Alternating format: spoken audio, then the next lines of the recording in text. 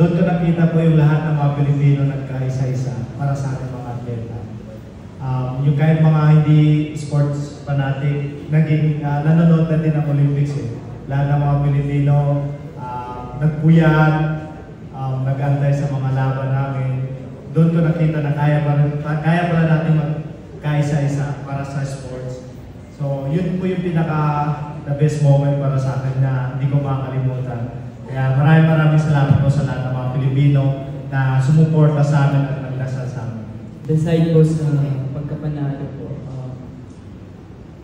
makita po yung mga athletes po, mga naging inspirasyon din po sa akin.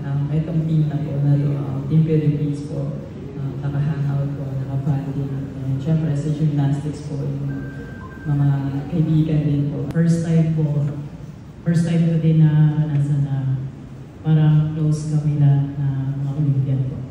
We had a chance to actually sit down and talk. And yun po, yung mga bonding moments namin pag nasa bus, and pagkakain,